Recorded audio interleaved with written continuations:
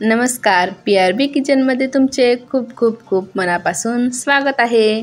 Rakshabandhan special फक्त आणि फक्त गव्हाच्या पिठापासून बनणारी आज मी तुमच्यासोबत एकदम वेगळी व युनिक रेसिपी शेअर करणार आहे। ही रेसिपी अगदी सोपी आहे, त्याचबरोबर तुम्ही ही मिठाई महिनाभर स्टोर करून सुद्धा ठेवू शकता। एकदम ज्युसी क्रिस्पी बनते। तुम्हाला वाटत असेल ना की ही रेसिपी बनवण्यासाठी खूप अवघड असेल, तर अजिबात नाही। ही रेसिपी अगदी सोपी आहे, त्याचबरोबर घरात जे साहित्य असतं त्यातच ही बनवून तयार होते। ही रेसिपी तुम्हाला नक्की आवडणार आहे, त्यामुळे व्हिडिओला आत्ताच लाईक करा। चला तर मग रेसिपीला सुरुवात करू। मी ते 2 वाटी गव्हाचं पीठ घेतलेलं आहे।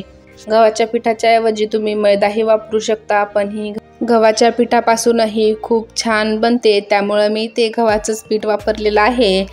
यामध्ये पोहे खायच्या चमच्याने 2 चमचे पांढरे तीळ घालायचे, त्याचबरोबर अगदी चिमूटभर असं मीठ घालायचं, त्याचबरोबर 2 चिमूट इलायची पावडर घालायची। इलायची पावडर तुम्ही स्किपही करू शकता। त्याचबरोबर 2 चमचे साजूक तूप घालायचं। तुपाऐवजी तेल अजिबात घालायचं नाही, तूपच घालायचं।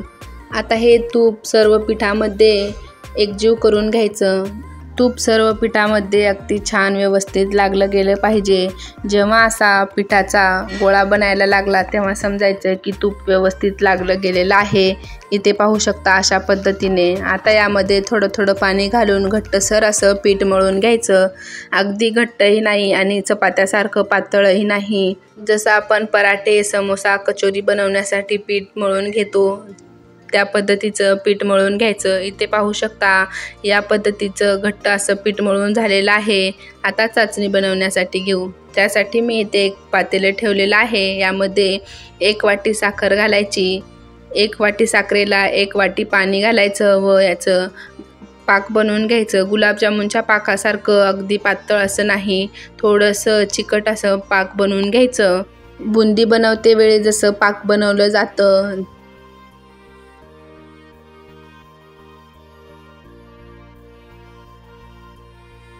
त्या पद्धतीचं पाक बनवून घ्यायचं। साखर पूर्ण विरघळली की यामध्ये 2 चिमूट इलायची पावडर घालायची। याऐवजी तुम्ही केसर घातले तरीही चालेल। आता हे पाक बनवण्यासाठी मीडियम गॅसवर ठेवू।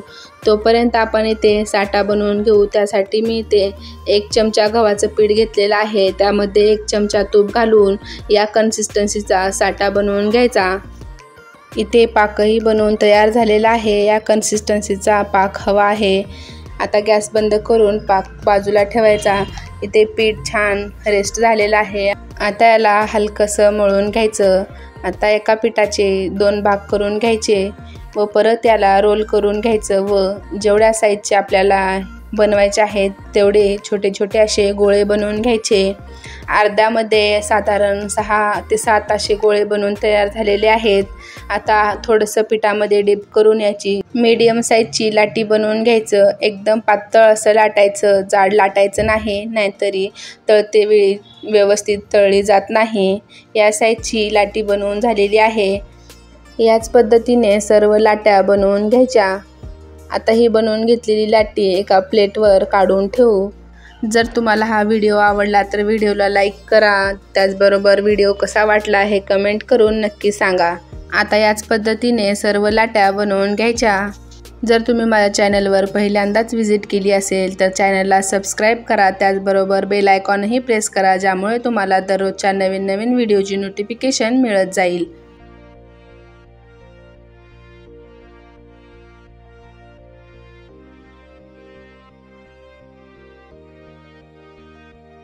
इथे सर्व लाट्या बनवून तयार झालेल्या आहेत। आता यातली एक लाटी घ्यायची व पोळीपाटावर पसरवून त्यावर बनवून घेतलेला साठा लावायचा।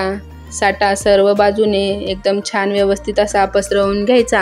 आता यावर दुसरी लाटी ठेवायची व परत त्यावर साठा लावून घ्यायचा।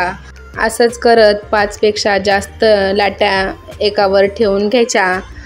5 पेक्षा जास्त ठेवल्या तरी चालतील, पण 5 पेक्षा कमी ठेवायच्या नाही। कमी ठेवल्यात तर ही रेसिपी एकदम छान फ्लेकी अशी होणार नाही, म्हणून 5 पेक्षा जास्त लाट्या ठेवायच्या। एक लाटी ठेवायची, त्यावर साठा लावून घ्यायचा, परत दुसरी ठेवायची. याच पद्धतीने मी ते 5 लाट्या ठेवलेल्या आहेत. आता यावर कोरडं पीठ घालून ह्याला थोडंसं लाटून घ्यायचं. जर तुम्हाला जाड आवडत असतील तर नाही लाटून घेतलं तरीही चालेल, पण मी ते लाटून घेतलेलं आहे, त्यामुळे याच्या कडा व्यवस्थित दाबल्या जातात. हलक्या हाताने याला थोडंसं असं लाटून घ्यायचं.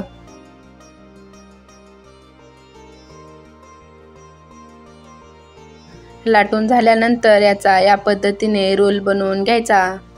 रोल बनवून घेतेवेळी अगदी शेवटी थोडंसं पाणी लावून याला व्यवस्थित बंद करून घ्यायचं, म्हणजे हे रिटर्न ओपन होणार नाही व छान चिकटून राहील. अशा पद्धतीने याला हलक्या हाताने प्रेस करून घ्यायचं. आता याचे 2 भाग करू. 2 भाग केल्यानंतर याला आता छोट्या छोट्या पीसमध्ये कट करून घ्यायचं. जर तुम्हाला मोठे बनवायचे असतील तर मोठे मोठे कट केले तरीही चालतील, पण मी ते मीडियम साईजचे कट केलेले आहेत. इथे पाहू शकता अशा पद्धतीचे हे बनवून होतात. याला थोडंसं हाताने याच्या कडा दाबून घेऊन याला व्यवस्थित असा शेप द्यायचा. इथे पाहू शकता बनवते वेळी याला छान असे लेयर पडलेले आहेत.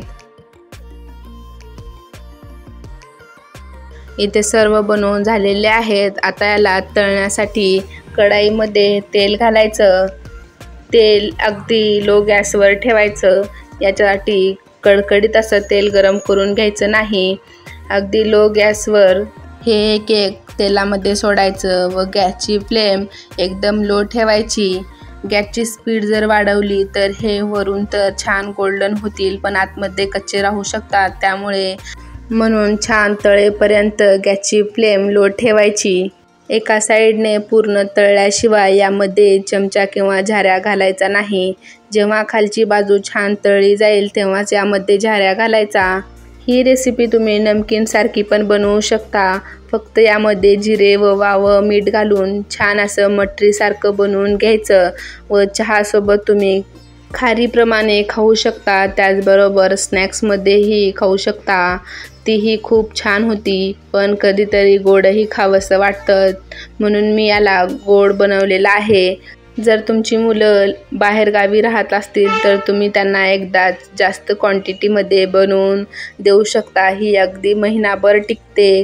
कधी कधी गोडही खावंसं वाटतं, म्हणून ही रेसिपी तुम्ही कधीही बनवू शकता. अगदी मोजक्या साहित्यात बनवून तयार होते. त्याचबरोबर वेळही खूप कमी लागतो. फक्त इथे वेळ लागतो तर त्या लाट्या बनवून घेण्यासाठी.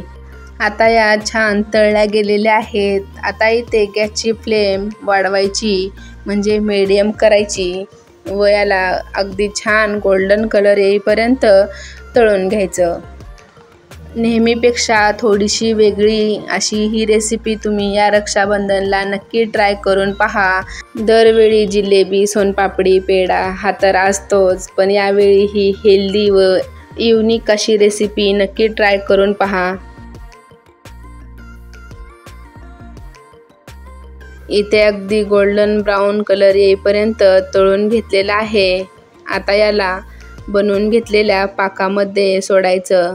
पाकामध्ये घातल्यानंतर व्यवस्थित मिक्स करून घ्यायचं व 1 ते 2 मिनिटानंतर लगेचच याला एका साईडला प्लेटमध्ये काढून घ्यायचं. 1 ते 2 मिनिटातच यामध्ये छान असा पाक मुरला जातो. आता याला एका प्लेटमध्ये काढून घ्यायचं.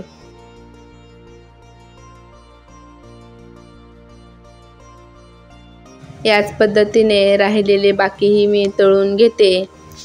तर त्यावेळी गॅसची फ्लेम अगदी लो ठेवायची व लो गॅसवरच याला तळून घ्यायचं.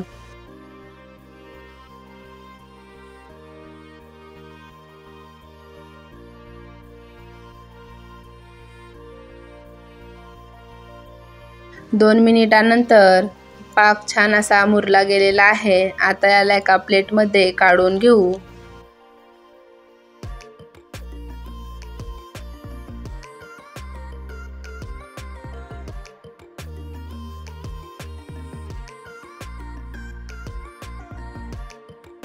इथे दुसरी बॅच ही अगदी छान गोल्डन ब्राऊन होईपर्यंत तळली गेलेली आहे. आता यालाही काढून पाकामध्ये सोडायचं.